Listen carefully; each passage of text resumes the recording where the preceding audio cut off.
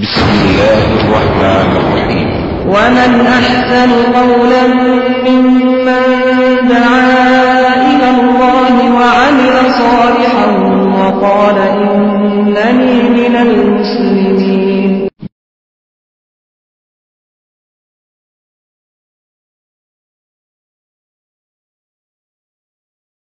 الصلاة والسلام على رسول الله. أما بعد، فأعوذ بالله من الشيطان الرجيم. في بيوت أذن الله أن ترفع ويذكر فيها اسمه يسبح له فيها بالغدو والآصال رجال لا تلهيهم تجارة ولا بيع عن ذكر الله وإقام الصلاة وإيتاء الزكاة يخافون يوما تتقلب فيه القلوب والأبصار ليجزيهم الله أحسن ما عملوا ويزيدهم من فضله والله يرزق من يشاء بغیر حساب. پچھلے ہفتے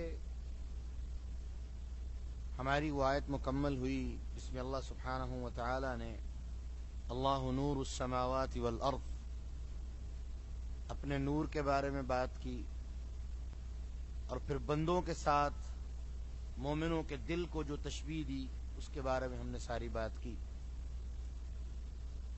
اب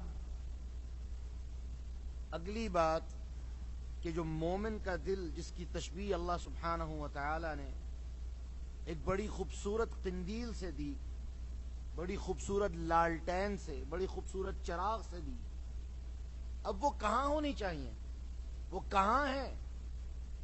ان قندیلوں کے لیے جو محلات بنائے گئے ہیں، ان قندیلوں کے لٹکنے یا رہنے کی جو جگہ بنائی گئی ہیں وہ کون سی؟ جیسا کہ قندیل کے لیے ضروری ہے کہ اس کو کہیں لٹکایا جائے یا رکھا جائے، تو اس آیہ مبارکہ میں اللہ نے ذکر کیا وہ طاقچے میں ہے، اور اس طاقچے کی تفسیر اللہ سبحانہ و تعالی اس آیت میں بیان فرما رہے ہیں کہ وہ قندیلیں، وہ خوبصورت چراغ جو ہیں وہ کہاں پہ ہیں؟ فی بیوت، ایسے گھروں میں ہیں جن گھروں کے بارے میں اللہ سبحانہ و تعالی نے حکم دیا ہے ان ترفع ویذکر فیہا اسمہ، جن گھروں میں اللہ کے نام کو بلند کیا جائے اور اس کے نام کا ذکر کیا جائے، یعنی یہ مسجد ہے. اس آیہ مبارکہ سے یہ بات واضح ہو گئی کہ مومن کا ٹھکانہ مسجد ہے، اور رسول اللہ صلی اللہ علیہ وسلم نے واضح فرما دیا احب الاماکن الی اللہ سبحانہ و تعالی مساجد واسوأها عند اللہ سبحانہ و تعالی الاسواق کما جاء فی الحدیث عند ابی داود وغیرہ. سب سے بہترین جگہ جو اللہ سبحانہ و تعالی کے ہاں ہیں وہ مسجدیں ہیں، اور بدترین جگہ وہ بازار ہے. لیکن آج مومنیت کا دعویٰ بھی ہے، مسلمان کہلوانے کا اعلان بھی ہے، مسلمان کہلواتے بھی ہیں، لیکن مسجد سے کوئی تعلق نہیں. آپ نے ابھی حدیث سنی، شیخ نے بڑی خوبصورت بات کہی کہ وہ شخص جو 60 سال تک نماز پڑھتا رہا ہے لیکن رکوع اور سجدے مکمل نہیں کیے، کبھی سجدہ پورا نہیں کیا، کبھی رکوع پورا نہیں کیا، قیامت کے دن اس کے نامہ اعمال میں ایک نماز بھی نہیں ہوگی. 60 سال. اس شخص کے بارے میں کیا خیال ہے جس نے سرے سے ہی نماز نہیں پڑھی؟ اگلی حدیث بھی انہوں نے بیان کی کہ اللہ کے رسول صلی اللہ علیہ وسلم نے فرمایا ایک شخص کو نماز پڑھتے دیکھا جو رکوع کرتے ہوئے ٹھونگے مارنے والی نماز پڑھ رہا تھا، یوں رکوع سے اٹھا کمر بھی سیدھی نہیں کی، فٹافٹ سجدے میں، سجدے میں گیا کمر سیدھی نہیں کی، فوراً اگلا سجدہ کر دیا، جیسے ہمارے معاشرے میں بہت سارے لوگ کرتے ہیں. اللہ کے رسول نے فرمایا اگر یہ شخص مر گیا مات علی غیر ملت محمد صلی اللہ علیہ وسلم، یہ ملت محمد پہ نہیں مرے گا. اب ذرا اندازہ کیجئے اس شخص کے بارے میں تصور کیجئے جو سرے سے ہی نماز نہیں پڑھتا. فویل للمصلین، تباہی ہے ان مصلیوں کے لیے، ان نماز پڑھنے والوں کے لیے جو اپنی نمازوں کا حق ادا نہیں کرتے. جو سرے سے ہی نماز نہیں پڑھتا اس کا کیا حال ہوگا؟ اور ہے کیا؟ مسلمان ہے جی، مسلمانوں کے گھر میں پیدا ہوئے ہیں. میرے بھائی تو غلطی پہ ہے، میرے بھائی تو غلطی پہ ہے، کیونکہ مسلمان کا دل اللہ سبحانہ و تعالی کی یاد سے منور ہوتا ہے، اور اس یاد کو اللہ سبحانہ و تعالی نے اس چراغ سے تشبیہ دی ہے جو روشن ہو کے خود تو جلتا ہے لیکن معاشرے کو روشن کر دیتا ہے. تو مومن وہ ہے جو ماحول سے متاثر نہ ہو بلکہ ماحول کو متاثر کرے، وہ مومن ہے۔ اور رب العالمین نے اس کا ٹھکانہ بیان کیا، فی بیوت اذن اللہ ان ترفع، وہ قندیلیں، وہ چراغ، ان کے ٹھہرنے کی جگہ یہ مساجد ہے، اور یہ وہ جگہ ہیں جہاں پر اللہ سبحانہ و تعالی نے حکم دیا کہ اللہ کے نام کو بلند کرو، اللہ کے نام کا ذکر کرو، اللہ کی یاد میں مصروف رہو، اللہ کی عبادت میں مصروف رہو۔ دوسری جگہ اللہ سبحانہ و تعالی سورہ جن میں فرماتے ہیں، یہ مسجدیں، ان المساجد للہ فلا تدعوا مع اللہ احدا۔ مسجد درسگاہ ہے، کس چیز کا درس؟ کہ یہ مسجدیں اللہ کے گھر ہیں، فلا تدعوا مع اللہ احدا، اللہ کے ساتھ کسی کو شریک نہیں بنانا۔ پہلا درس جو توحید کی شکل میں ہمیں ملا وہ مسجد سے ملے گا، توحید کی مضبوطی ہمیں ملے گی وہ نماز سے ملے گی، اور اس نماز میں وہی بات جو قرآن نے کہی، اس پچھلی آیت نے کہی، ہمارے سامنے وعدے کی، مومن کا جو وہ چراغ ہے وہ جلتا ہے تو اس کو جلانے کے لیے جو تیل استعمال ہوتا ہے وہ اللہ کی کتاب ہے، محمد الرسول اللہ صلی اللہ علیہ وسلم کا فرمان ہے۔ اس کی تشبیہ قرآن مجید نے کس چیز سے دی؟ ایک بہترین قسم کے زیتون کے تیل سے، فرمایا لا شرقیت ولا غربیہ، جو عین صحرا میں واقع ہے اور خوب اچھی طرح اس کے اوپر دھوپ پڑتی ہے، جب اس کا تیل نکالا جاتا ہے تو ایک بہترین اور شفاف اور بالکل پیور تیل ہوتا ہے، فرمایا اتنا پیور کہ ممکن ہے وہ بغیر آگ کے ہی آگ پکڑ لے۔ تو یہ مسجدیں، یہ اللہ سبحانہ و تعالی کے گھر، یہ اللہ کی یاد کے لیے بنائے گئے ہیں۔ اور یہاں پر دو تین چیزیں میں ضرور بیان کرنا چاہوں گا۔ نمبر ایک، اس آیہ مبارکہ میں اللہ نے جو مسجد کا مقصد بیان کیا وہ ذکر بیان کیا کہ اللہ کے نام کو بلند کیا جائے۔ مفسرین اور عبداللہ ابن عباس وغیرہ اس کی تفسیر یہ بھی کرتے تھے کہ اللہ کے ذکر کو بلند کرنے کا مطلب یہ ہے کہ اللہ کے رسول کی حدیث کو بھی ساتھ ملا لیا جائے، اور وہ کیا ہے کہ امر النبی صلی اللہ علیہ وسلم ببناء المساجد فی الدور، اللہ کے رسول صلی اللہ علیہ وسلم نے صحابہ کو حکم دیا محلوں میں مسجدیں بناؤ، گلی گلی مسجد بناؤ، وان تنظف وان تطیب، کہ مسجدوں کو اچھی طرح صاف ستھرا رکھو اور انہیں خوبصورت رکھو۔ کس طرح سے؟ خوشبو لگا کے۔ اور منع کیا اللہ کے رسول صلی اللہ علیہ وسلم نے کہ مسجدوں میں وہ کام مت کرنا جو یہود و نصارہ کرتے تھے۔ وہ کیا کرتے تھے؟ خوبصورت قسم کے، مزین قسم کے پتھر اور نقش و نگار مسجدوں میں بنایا کرتے تھے۔ اللہ کے رسول صلی اللہ علیہ وسلم نے اس سے منع کر دیا۔ لیکن افسوس، ہم نے ہندوستان پاکستان میں اکثر دیکھا ہے، کئی قبوریوں کی مسجدوں میں ہمیں یہ چیز ملتی ہے، وہ شیشے کے نقش و نگار، پتھروں سے نقش و نگار، عجیب و غریب طرح کے۔ اور یہ وہ چیز ہے جس کے بارے میں اللہ کے رسول صلی اللہ علیہ وسلم نے سیدہ عائشہ رضی اللہ عنہا کو کہا تھا کہ جب آپ ان کے حجرے میں نماز پڑھ رہے تھے تو آپ کے سامنے ایک پردہ، ایک ستارہ لٹکا ہوا تھا جس کے اوپر خوبصورت ڈیزائن بنے ہوئے۔ اللہ کے رسول صلی اللہ علیہ وسلم نماز کی حالت میں اس کو دیکھ لیا، نماز کے اندر خلل واقع ہو گیا۔ سلام پھیرتے ہی کیا کہا؟ امیتی عنکی کرامک، امیتی عنا کرامک ھذا، اس پردے کو دور کرو، کیوں؟ آج اس نے مجھے میری نماز میں غافل کر دیا۔ تو مسجد جس قدر سادہ ہوگی اور جس قدر اس کی صاف ستھرائی رکھی جائے گی، یہ اللہ سبحانہ و تعالیٰ کے ہاں ایک بہترین بات ہے۔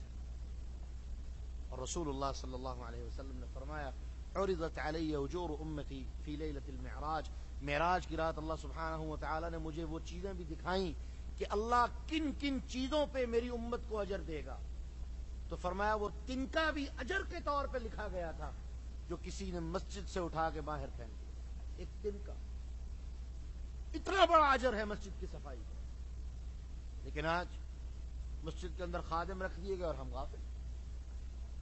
یہ مسجد سے محبت کی نشانی ہے، مسجد سے ایک پیار کی نشانی ہے۔ اور مومن کا دن، اللہ کے رسول صلی اللہ علیہ وسلم نے فرمایا 7 بندوں کو اللہ اپنے قیامت کے دن اپنے سائے میں جگہ دے گا، اور ان 7 میں سے ایک شخص وہ رجل قلبه معلق فی المساجد وفی روایت اخری فی المسجد، وہ شخص جن کا دل مسجد کے ساتھ اٹکا رہتا ہے۔ کیا مطلب؟ مسجد کے ساتھ محبت اس قدر زیادہ ہے کہ ہر وقت ہمہ وقت اور اپنا کثرت کے ساتھ وقت وہ مسجد میں گزارتا ہے۔ دوسری بات، رسول اللہ صلی اللہ علیہ وسلم نے منع کیا ایسی مساجد سے۔ آپ نے فرمایا قیامت کی نشانیوں سے یہ دو نشانیاں ہوں گی، ایک کہ لوگ ان یتباہ الناس فی المساجد، مسجدیں بنائیں گے اور ان کے اوپر فخر کریں گے، یعنی مسجدیں تکبر اور فخر اور چودراہٹ کے لیے بنائی جائیں گی۔ کیا جی یہ فلاں علاقے کے بڑے سردار ہیں، سرپنچ ہیں، پتہ نہیں کیا کچھ ہے، انہوں نے مسجد بنوا دی ہے۔ کیوں بنوا دی ہے جی؟ خود تو نماز پڑھتے نہیں، مسجد کیوں بنوا دی ہے؟ تاکہ چودھری صاحب کا نام اچھے لفظوں میں لیا جا سکے، اور وہ مسجد جو فخر کا ذریعہ ہے، اللہ کے رسول نے فرمایا یہ مسجد اس کے لیے تباہی کا ذریعہ ہوگی، اور ساتھ ہی فرمایا قیامت کی نشانیوں میں سے نشانی۔ اور دوسری نشانی اللہ کے رسول نے بیان فرمائی کہ لوگ مسجدیں بنائیں گے، مسجدیں بنانے کا مقصد صرف نقش و نگار ہوگا، مسجدیں بنانے کا مقصد اللہ کی عبادت نہیں۔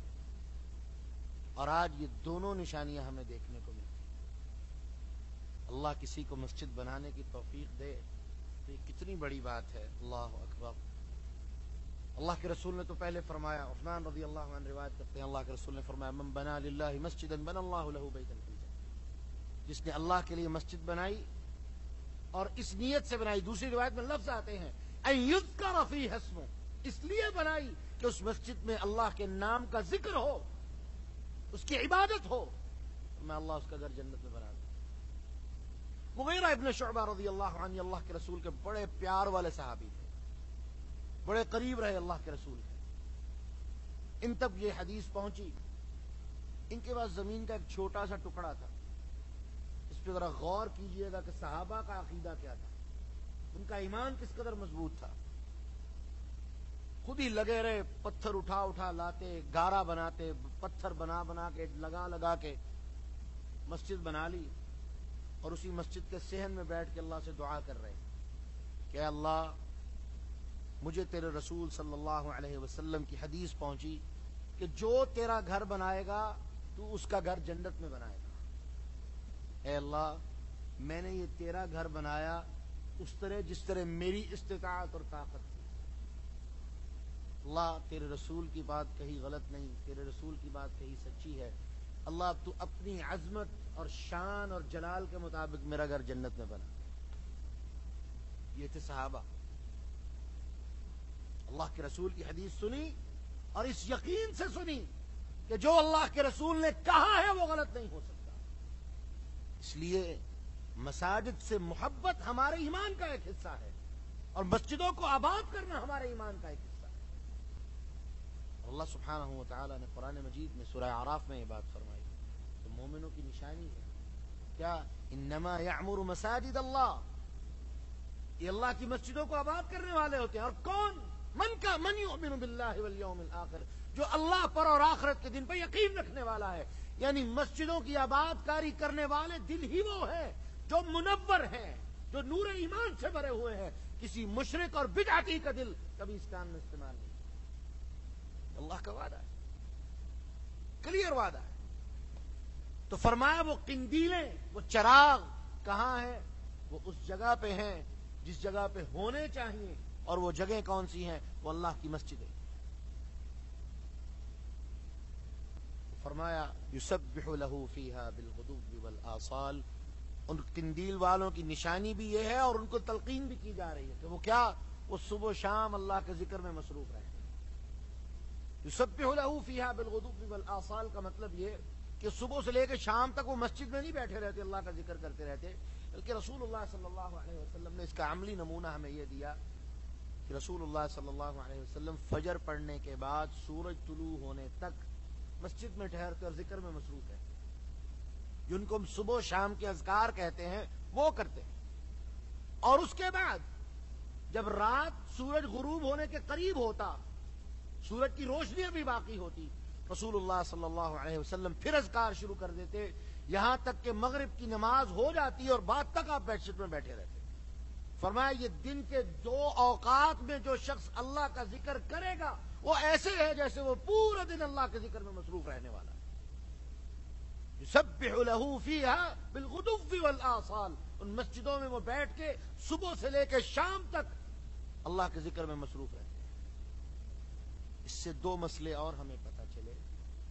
ایک کہ اشراق کے پڑھنے کی جگہ بھی مسجد ہے۔ کئی لوگ فجر کی نماز پڑھ کے، یہ ایک لمبا مسئلہ ہے لیکن مختصر بیان کر رہا ہوں، کئی لوگ فجر کی نماز پڑھ کے نکل جاتے ہیں، کیا جی میں گھر جا کے اشراق پڑھوں گا، جاگتے ہیں ذکر بھی کرتے ہیں لیکن اشراق گھر جا کے پڑھتے ہیں، یہ غلط ہے۔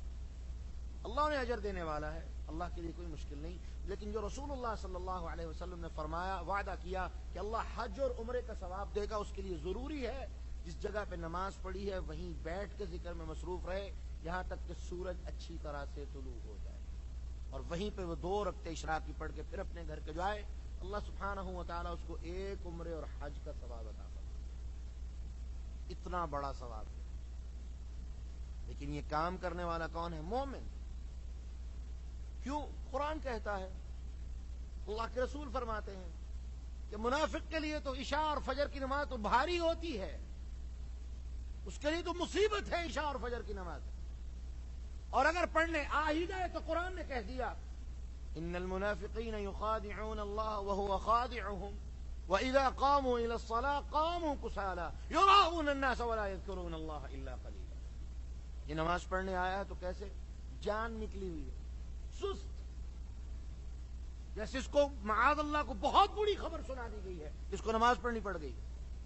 یراؤون الناس، اور اس کی نماز دکھاوے کی نماز ہے، لوگوں کو دکھانے کی نماز ہے تاکہ لوگ کہیں بڑا ماشاءاللہ پکا نمازی۔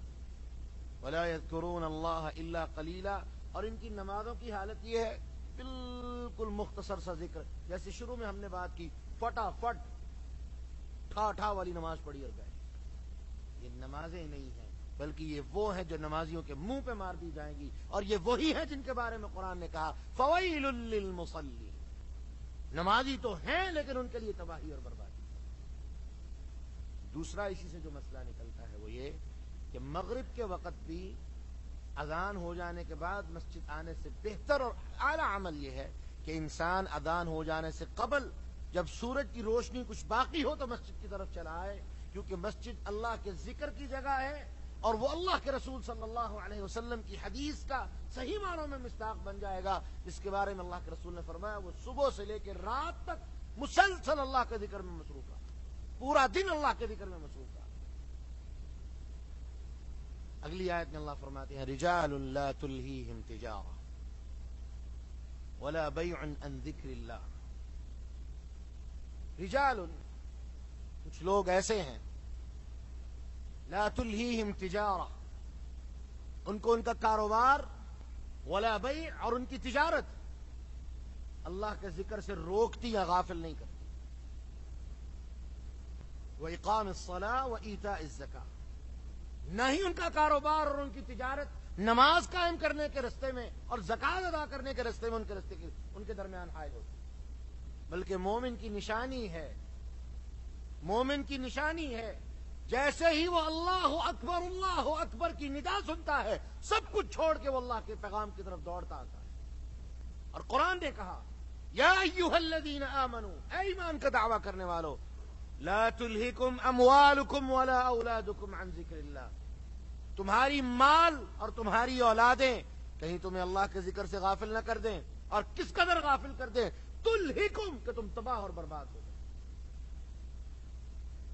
سبحان اللہ۔ آج قرآن جس چیز سے ہمیں تنبیہ کر رہا ہے آج ہم اسی میں مبتلا ہیں۔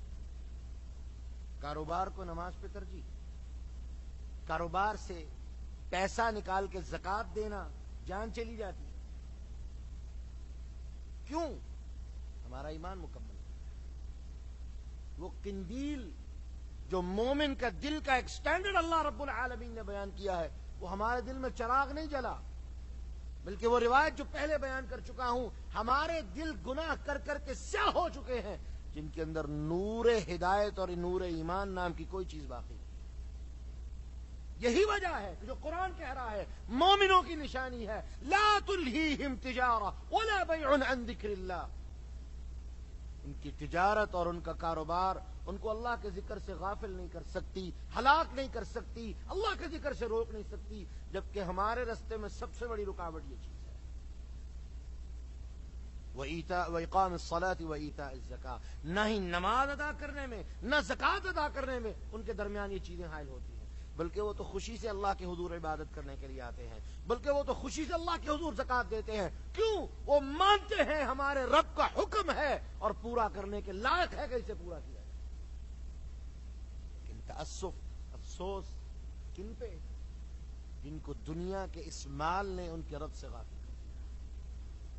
اور وہ کیوں ایسا کرتے ہیں؟ اگلی آیت جو اگلا لفظ قرآن نے کہا، کسی سمجھنے کے لیے بہت بڑا لفظ ہے کہ وہ کیوں ایسا کرتے ہیں۔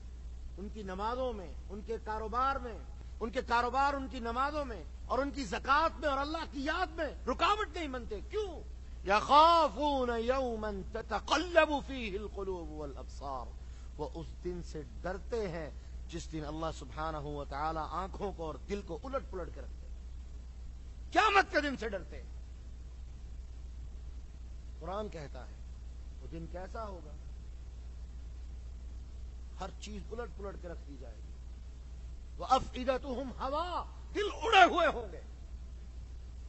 یہاں تک بھی قرآن نے کہہ دیا سبحان اللہ، جب وہ آئیں گے تو ان کے دلوں کی کیفیت کیا ہوگی کہ جیسے ان کے کلیجوں کو ان کے کلیجے ان کو منہ کے آ چکے ہوں گے، اس قدر وہ ڈر چکے ہوں گے اور وہ فرار اختیار کرنا چاہیں گے اور ان کے لیے کوئی رستہ نہیں۔ کیوں؟ وَبَلَغَتِ الْقُلُوبُ الْحَنَاجِرَ، یہ دل ان کے منہ کو آ جائیں گے، وہ ڈر رہے ہوں گے اللہ سبحانہ و تعالیٰ کے عذاب سے، اس دن کی وحشت سے وہ ڈر رہے ہوں گے۔ جبکہ مومنوں کے بارے میں اللہ نے کیا کہا؟ لا خوف علیہم ولا هم يحزنون، نہ وہ دنیا کے اوپر ان کے اوپر کسی قسم کا کوئی خوف اور ڈر ہے، نہ قیامت کے دن وہ غمگین ہوں گے بلکہ مطمئن ہوں گے۔ مومن کی زندگی اطمینان، دنیا میں بھی آخرت میں، وہ اللہ کے سامنے کھڑا ہے تو مطمئن۔ بلکہ رسول اللہ صلی اللہ علیہ وسلم نے تو مومن اور منافق کی موت کو تو واضح ان لفظوں میں کر دیا، فرمایا منافق وہ اللہ کی ملاقات نہیں چاہتا۔ ترمذی میں روایت، اللہ کے رسول فرماتے ہیں جو شخص اللہ کی ملاقات کو پسند کرتا ہے اللہ اس سے ملاقات کو پسند کرتے ہیں۔ کیا مطلب؟ جو یہ کہے اللہ میں تیار ہوں، میرے مالک تو جب مجھے بلائے میں تیری ملاقات کے لیے تیار ہوں۔ کون ہے اسے اللہ یہ سعادت دے دے؟ جو یہ کہہ دے کہ میرے مالک تو میرا خالق اور مالک ہے اور تو جب مجھے بلائے میرے مالک میں تیری ملاقات کے لیے تیار ہوں، تیرے پاس آنے کے لیے تیار ہوں۔ کون ہے؟ یہ ایک مومن کی موت ہے۔ اور اللہ کے رسول صلی اللہ علیہ وسلم نے اسی حدیث کے دوسرے ٹکڑے میں منافق اور کافر کی موت کی بھی بات واضح کر دی۔ وہ اللہ کی ملاقات کے لیے تیار نہیں، اللہ کی ملاقات کو پسند نہیں کرتا، اللہ بھی اس سے ملنے کو پسند نہیں کرتے۔ کیا مطلب؟ جو مومن ہے وہ اللہ کے سامنے کھڑا ہوگا تو اللہ اس پہ اپنی رحمتوں کی، اپنے فضل اور کرم کی بارش کرتے ہوئے اس کو بغیر حساب کے جنت میں داخلہ عطا فرمائیں گے، یا اس کے حساب میں نرمی فرما دیں گے، اس سے عفو درگزر فرمائیں گے۔ جو محبت کا سلوک اللہ چاہیں گے اس کے ساتھ کریں گے۔ جبکہ کافر کے ساتھ کیا ہوگا؟ بدترین وہ ہوگا جس کے بارے میں کہا جائے گا میں اس کی شکل بھی نہیں دیکھنا چاہتا، میں اس کی طرف دیکھنا بھی نہیں چاہتا، اٹھاؤ اور اس کو جہنم میں پھینک۔ کون لوگ ہیں جو کامیاب ہیں؟ وہ کون ہیں؟ یخافون یوما تتقلب فیہ القلوب والابصار، جو اللہ کے ڈر سے ڈرتے ہیں، جو قیامت کے دن سے ڈرتے ہیں، وہ جانتے ہیں ہم نے اپنے رب کے سامنے کھڑا ہونا ہے۔ اور اللہ کے رسول دعا کیا کرتے تھے جیسا کہ صحیح مسلم میں روایت ہے، اللہم حاسبنی حسابا یسیرا، اللہ میرے حساب کو آسان کر دینا۔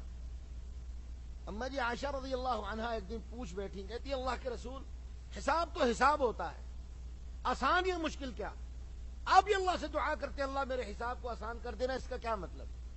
کہا عائشہ من نوقش فی حسابہ یوم القیامہ فقد ہلک، جس کے حساب کتاب کے بارے میں تفتیش شروع کر دی گئی، سوال جواب شروع کر دیا گیا، اللہ نے یہ پوچھ لیا یہ کام کیوں کیا تھا، مارا گیا۔ کامیابی کس بات میں ہے؟ اللہ وہ رجسٹر دیکھے کہے ٹھیک ہے جاؤ۔ کس کے لیے ہوگا؟ جن سے وہ محبت کرتا ہے، اور وہ اللہ سے محبت کرتے ہیں اور وہ اللہ کی ملاقات کو پسند کرتے ہیں۔ اور اگلی آیت جو اسی کی تفسیر ہے اور مختصر آیت، اللہ نے اس میں بات واضح کر دی، لیجزیہم اللہ احسن ما عملوا ویزیدہم من فضلہ واللہ یرزق من یشاء بغیر حساب. لوگوں جان لو اپنے مال کو، اپنے تجارت کو، اپنے کاروبار کو اللہ کے رستے میں اور اللہ کی یاد میں اور عبادت میں کبھی حائل نہ ہونے دینا. کیوں؟ رزق دینے والا اللہ ہے. ایک بات. دوسری بات، جب تک تم اللہ سے ڈرتے رہو گے اور اللہ کی عبادت میں خود کو مصروف رکھو گے تاکہ تم قیامت کے دن کی وحشت سے بچ جاؤ، اور اس کے ساتھ ساتھ لیجزیہم اللہ احسن ما عملوا ویزیدہم من فضلہ، ان کی یہ بھی امید ہے، ان کو یہ بھی طمع ہے، یہ بھی لالچ ہے. وہ کیا؟ کہ اللہ سبحانہ و تعالی ان کو ان کے اعمال کا بہترین بدلہ عطا فرمائے گا. اور فرمایا وَيَزِيدَهُم مِّن فَضْلِهِ، اس بدلے کے بعد وہ اپنے فضل اور کرم سے جو چاہے گا ان کے اوپر اور زیادہ انعام کرے. یہ ہے ایک مومن کی سوچ، اور ایک طرف کافر کی مثال یا منافق کی مثال. اس لیے میرے محترم، مومن کا دل، جہاں سے ہماری بات شروع ہوئی تھی، ایک روشن چراغ، اور اس روشن چراغ کی جگہ یہ مسجد ہے. اس روشن چراغ کا کام روشن کرنا ہے معاشرے کو. اور وہ روشنی کیسے ہے؟ اس روشنی کو قوت کیسے ملے گی؟ وہ اللہ کی یاد سے ملے گی، اللہ کی عبادت سے ملے گی. جب تک وہ اللہ کی یاد میں مصروف رہے گا اور دنیا کے کسی معاملے کو اللہ کے درمیان اور اپنے درمیان حائل نہیں ہونے دے گا، اللہ سبحانہ و تعالی اس کے اوپر اپنی رحمتوں اور اپنے فضل اور کرم کی بارش کرتا رہے گا. اس کو رزق وہاں سے دے گا جہاں اس کے وہم و گمان میں نہ ہو. اور جب یہ مومنیت کا دعوے دار اللہ کے گھر میں نہیں آئے گا، اس کے درمیان اور اپنے رب کے درمیان کاروبار، تجارت، دنیا کو حائل کرے گا، جان لو کہ قیامت کے دن پھنس جائے گا اور دنیا کے اندر بھی ذلیل و رسوا ہوگا، اور اس شخص کے لیے نجات کا کوئی رستہ نہیں. اس لیے جہاں سے اللہ نے بات شروع کی، اللہ نور السماوات والارض، اللہ خود نور ہے، اور اپنے بندوں کو اس نے نور ہدایت اور نور ایمان عطا کیا ہے. اور کامیاب وہ ہیں جن کو یہ دو نور مل گئے، اور ناکام اور نامراد وہ ہیں جن کے دل بھی اندھیرے میں رہے اور خود بھی وہ اندھیروں میں رہے، نور کا حصہ نہ بن سکے. اور اللہ سبحانہ و تعالی نے جو آخری بات قرآن مجید سے بیان کر کے بات کو ختم کرتے ہیں، اللہ نے فرمایا اللہ ولی الذین آمنوا، اللہ ایمان والوں کا دوست ہے. اور ایمان والے کون ہیں؟ یخرجہم من الظلمات الی النور، وہ تو لوگوں کو اندھیروں سے نکال کے نور کی طرف لے کے آتے ہیں. وہ تو اللہ کے دین کے داعی ہیں، وہ تو مبلغ ہیں، وہ تو لوگوں کو اندھیروں سے نکالنے کا کام کرتے ہیں اور لوگوں کو نکال کے نور کی طرف لانے کا کام کرتے ہیں. جبکہ آج ہم کیا ہیں، کہاں ہیں، اور ہماری زندگی کیسے گزر رہی ہے، ہم سب اچھی طرح جانتے ہیں. اس لیے اہل الخیر بنیے، اندھیروں سے نکال کے نور کی طرف لانے والے بنیے، اپنے دل کو ایمان اور ہدایت کی روشنی سے منور کیجیے، نہ کہ ان لوگوں میں شامل ہو جائیے ان کے بارے میں اللہ نے اسی آیت میں کہا والذین کفروا اولیاءهم الطاغوت یخرجونہم من النور الی الظلمات. کافر کون ہیں؟ جو شیطان کے اور طاغوت کے دوست ہیں، اور جن کا کام کیا ہے؟ وہ نور سے لوگوں کو نکال کے گمراہی اور ذلت کی طرف لے کے جائے. اللہ ایسے لوگوں سے، ایسی مجلسوں سے، ایسی جگہوں سے ہمیں محفوظ فرمائے، اور ہمیں ایمان کو سمجھنے کی اور اس کے اوپر چلنے کی، اور اہدنا الصراط المستقیم اس دعا کے اندر شدت لانے کی، اور یہ دعا کرنے کی کہ اللہ ہمیں نور ایمان کے ساتھ ساتھ نور ہدایت عطا فرما، اس کی توفیق عطا فرمائے. وآخر دعوانا ان الحمد للہ رب